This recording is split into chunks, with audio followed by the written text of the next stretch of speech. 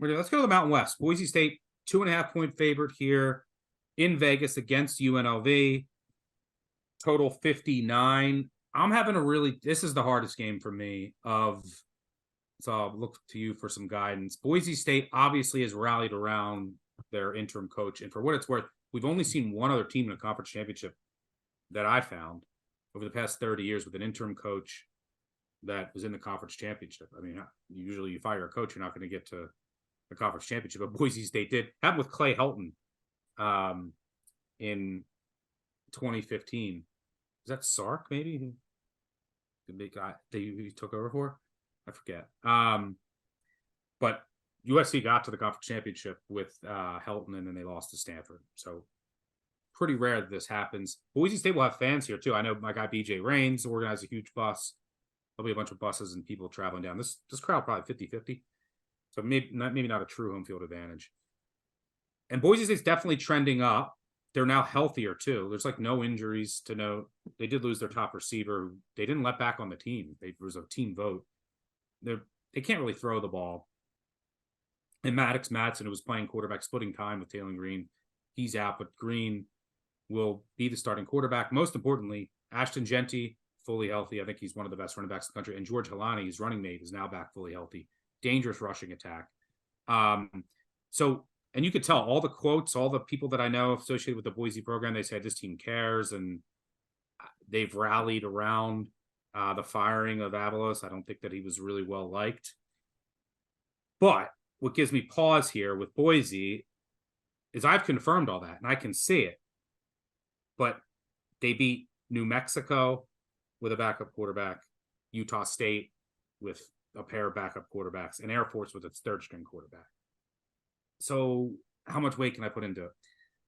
When you look at this matchup, both secondaries are vulnerable, but I do trust the UNLV passing offense more with Ricky White. And you want to attack the UNLV secondary, but that's not really Boise State. Their passing offense isn't great. I also think both defenses are going to give up a ton of explosives, which leads me to the over on a fast track.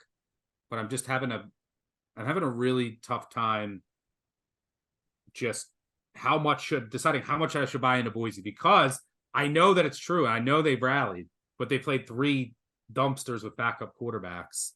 So what do you see here between Boise and UNLV? I like Boise and I like the over here. I'll start with Boise's offense. I mean, fired Andy Avalos. They've got an interim coach that's interviewing to be the head coach. So at least there's a minimal amount of noise compared to the UNLV side, which I'll get to in a little bit. But the question is can Boise respond with Taylor Green back under center and win a conference championship? Green went for 228 yards passing. He logged 2 turnover-worthy plays against Air Force in Week 13. So it looks like it's the same old Taylor Green trying to run Bush Hamden's offense, which hasn't worked since Hamden was promoted to hired as offensive coordinator. But Boise is top 10 in rushing success rate through Ashton Jeanty and George Halani. Those two being healthy are the biggest difference in this game. And you can look at UNLV's, rushing success on defense. You can look at their line yards. It's, just inside the midpoint of FBS defenses.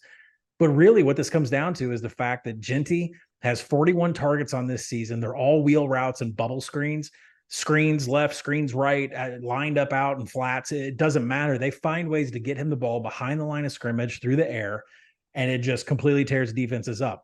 That is how you attack the UNLV secondary. They are horrific in tackling. They are horrific in playing coverage.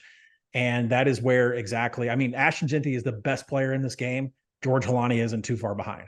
So I don't see any stop in Boise, who's top 25 in creating a big play. They're 40th and about finishing drives and quality drives. So I see all those things working out here for them, especially on the ground with line yards.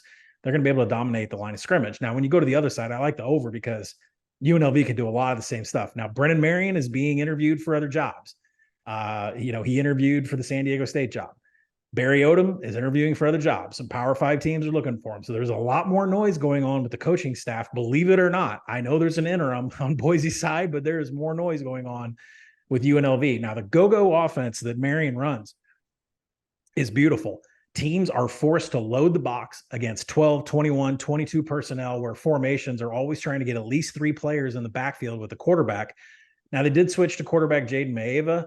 He took over as starter in week 4 against UTEP, and he has a pretty even distribution of scramble yards versus designed yards when he has rushing attempts, but his passing isn't as good as the TD to INT ratio would suggest. He actually has more turnover-worthy plays than big-time throws. And the biggest issue for Boise, why I love the over in this game, throughout the entire season, their tackling has been terrible. Of course, you fired Andy Avalos, former defensive coordinator for Oregon and at Boise, finally the head coach, 130th in tackling per PFF.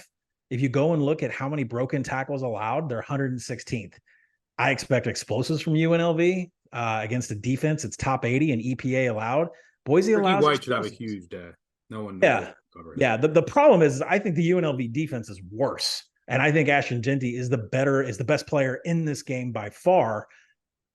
Both quarterbacks, I kind of make it a wash. Both of them create too many mistakes, more than they do big time throws. So if you wash it all, put all that in together with these two offenses, Ashton Genty is the best player, and they've got a way to get into the UNLV secondary, and that's what's going to get them to win. I think it goes back and forth. It's a great live betting game, but over is definitely the play, and Boise's the team I'm on.